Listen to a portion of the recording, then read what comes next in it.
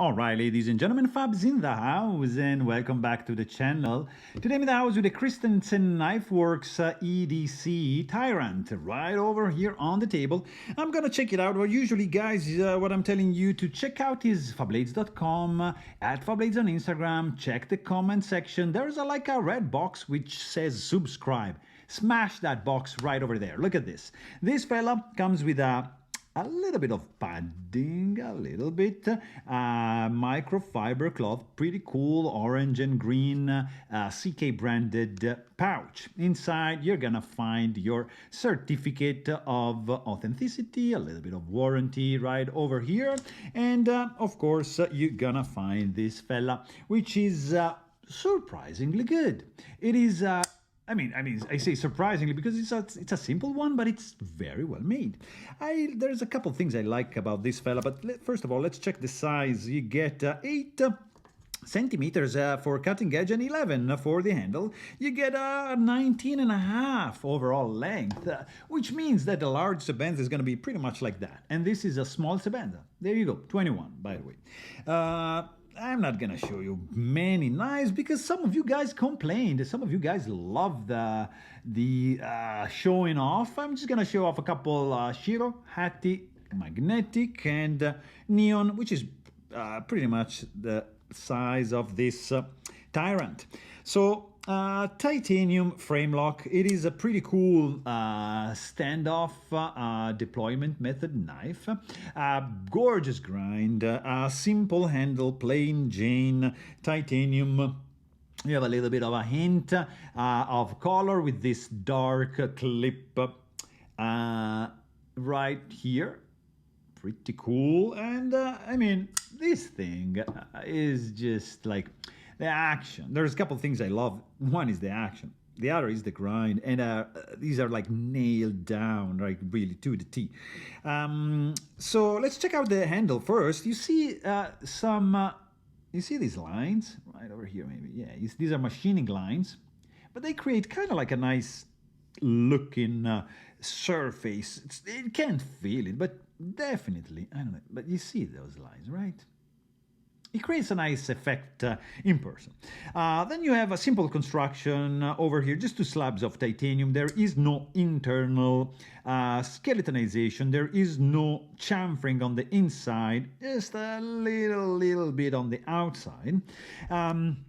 I'm saying simple construction. You have two screws right over here going through the standoffs and just screwing into the show side, which is something that I'm not really a fan of, but here is done like masterfully. Look at the end of these screws. They're pretty gorgeous. You have a lanyard hole option going on through the scales right there. You have, of course, a blade, which is, yeah, pretty centered and I'd say safely recessed. If I'm trying, I can kind of try and snag the tip of the, I cannot deploy the blade. So it's safely indented. That's very good. Then you have this shape over here because of course this just leaves this area open, so and gives a nice little touch instead of just being round like that. Whoop. Of course you have some real estate here to disengage the lock bar nicely. You have a protruding pivot screw, not too bad. These are protruding as well, but you see, like, nicely done, tastefully done, I would say.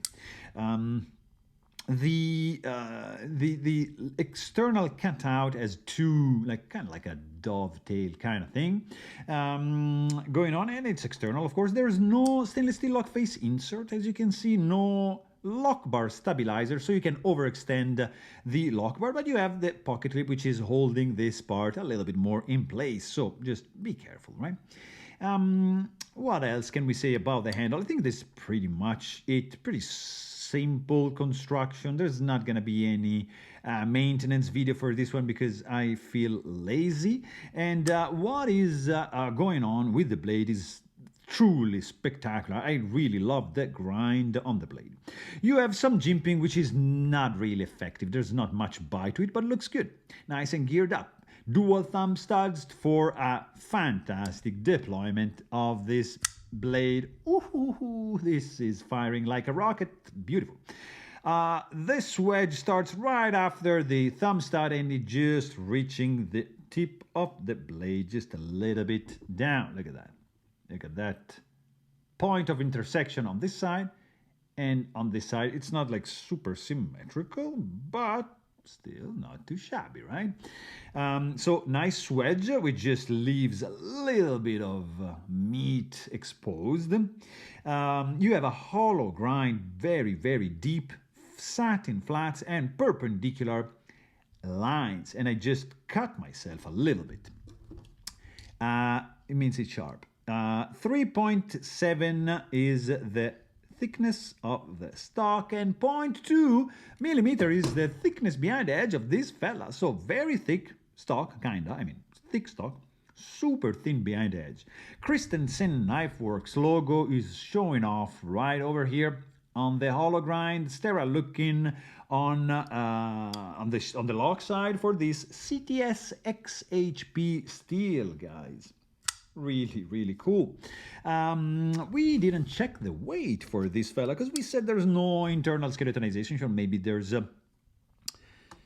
some extra weight, not too much, 114.6 grams, which maybe you want to know how much is in ounces, 4.05, because maybe you feel lazy like I am today, so you don't want to convert, so here I am doing it for you.